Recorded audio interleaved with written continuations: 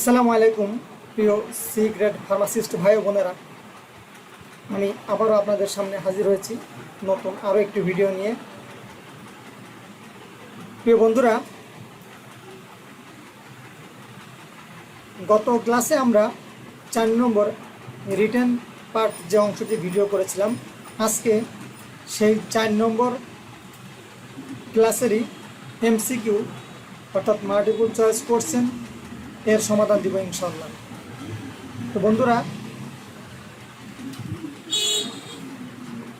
Bangladesh pharmacy council কর্তৃক প্রকাশিত model medicine সব স্থাপন ও পরিচালনা প্রশিক্ষণ ম্যানুয়াল এই বইয়ের থেকে আমি শুরু থেকে ধারাবাহিকভাবে ভিডিও দেওয়ার চেষ্টা করছি।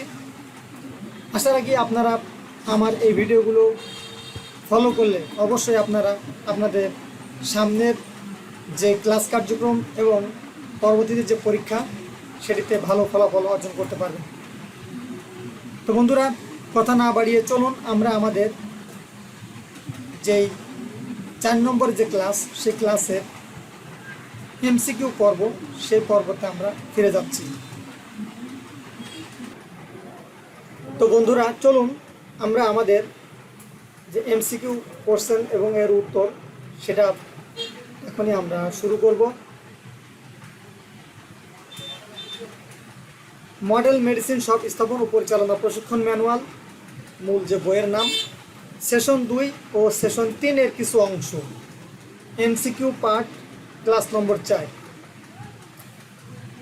1 নম্বর, প্রথম প্রশ্ন, কত সালে ফার্মাসিস্টদের জন্য কোড অফ ইথিক্স গ্রহণ করে?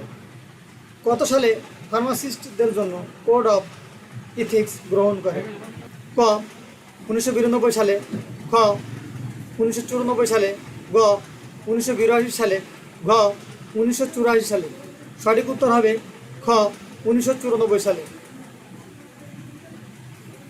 2 নম্বর প্রশ্ন, কখন আমরা আমেরিকান ফার্মাসিউটিক্যাল অ্যাসোসিয়েশনের সদস্যপদ লাভ করি? কখন আমরা আমেরিকান ফার্মাসিউটিক্যাল অ্যাসোসিয়েশনের সদস্যপদ লাভ করি, সংক্ষেপে যাকে বলে APHA? ক 25 অক্টোবর 1994, খ 27 অক্টোবর 1994, গ 29 অক্টোবর 1994, ঘ 30 অক্টোবর 1994। সঠিক উত্তর হবে খ 27 অক্টোবর 1994। 3 নম্বর প্রশ্ন, যেসব ড্রাগ শুধুমাত্র রোগ মুক্তি ও রোগ প্রতিরোধের জন্য ব্যবহৃত হয় তাকে কি বলে? আমি প্রশ্নটি আবারও বলছি, যেসব ড্রাগ শুধুমাত্র রোগ মুক্তি ও রোগ প্রতিরোধের জন্য ব্যবহৃত হয় তাকে কি বলে?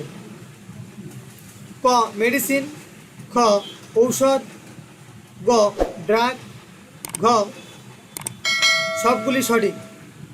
এর সঠিক উত্তর হবে ঘ সবগুলি সঠিক। 4 নম্বর প্রশ্ন, ফার্মাসিস্টদের মূল নীতি ইথিক্স কতটি? ফার্মাসিস্টদের মূলনীতি ইথিক্স কতটি?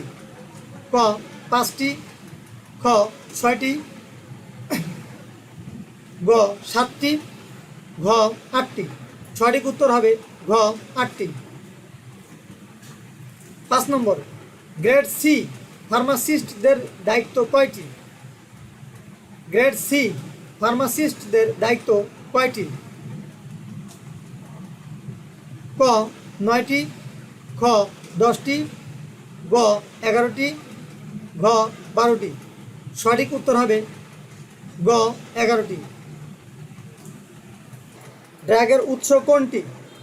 ক প্রাকৃতিক উৎস, খ কৃত্রিম উৎস, গ ক খ উভয়, ঘ কোনোটি না। এর সঠিক উত্তর হবে ক খ উভয়। যেহেতু প্রাকৃতিক উৎস এবং কৃত্রিম উৎস দুটি উৎসই ড্রাগ তৈরির মূল উৎস, অতএব এখানে সঠিক উত্তর হবে ক খ উভয়। লেখা হয় অ্যাভারাস প্যাপিরাস, প্যাপিরাস কবে লেখা হয়? ক খ্রিস্টের জন্মের 1600 বছর পরে, খ খ্রিস্টের জন্মের 1600 বছর আগে, গ খ্রিস্টের জন্মের 1400 বছর আগে, ঘ কোনোটি না। এখানে সঠিক উত্তর হবে খ্রিস্টের জন্মের 1600 বছর আগে। 9, অ্যাভারোস প্যাপিরাসে কতটি ওষুধের বর্ণনা আছে? অ্যাভারোস প্যাপিরাসে কতটি ওষুধের বর্ণনা আছে?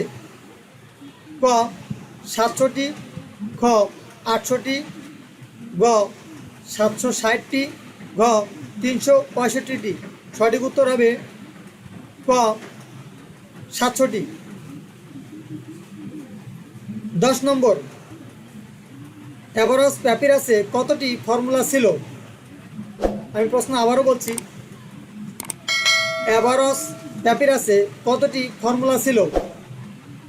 ক 500টিরও বেশি, খ 600টিরও বেশি, গ 700টিরও বেশি, ঘ 800টিরও বেশি। এর সঠিক উত্তর হবে ঘ 800টিরও বেশি। প্রিয় সিক্রেট ফার্মাসিস্ট ভাই ও বোনেরা, এই ভিডিওতে শুধুমাত্র 10টি MCQ এর প্রশ্ন এবং উত্তর ছিল, কারণ আমরা 4 নম্বর যে রিটেন ক্লাস করেছি সেখানে মূলত MCQ প্রশ্নের উত্তরের সংখ্যা খুব কমই ছিল। এর পরবর্তীতে যে ক্লাসগুলো আসবে সেগুলোতেই MCQ বা মাল্টিপল চয়েস কোশ্চেনের সংখ্যা অনেক অনেক বেশি আসবে। এমনও হতে পারে যে একটি রিটেন ক্লাসে অন্তত 2টি আলাদা আলাদা করে ভিডিওর মাধ্যমে MCQ ক্লাস নিতে হতে পারে, কারণ সেখানে সংখ্যায় অনেক অনেক MCQ এর উত্তর আছে। তো অতএব আমরা যে ক্লাসটি নিয়েছি 4 নম্বরের রিটেন ক্লাস, তাহারই MCQ ক্লাসটি আমরা এখানে সমাপ্ত করলাম উত্তর সহ। আশা রাখি আপনারা এগুলি পড়ে এবং দেখে অবশ্যই অনেকটাই আপনাদের সামনের যে অগ্রযাত্রা সেটাকে আরও সহজতর করতে পারবেন। তো বন্ধুরা, মহান আল্লাহ তাআলা আপনাদের সকলকে সুস্থ রাখুন, ভালো রাখুন, এই প্রত্যাশায় আজকের মতো বিদায় নিচ্ছি। দেখা হবে ইনশাল্লাহ নতুন কোনো ভিডিওতে। আল্লাহ হাফেজ।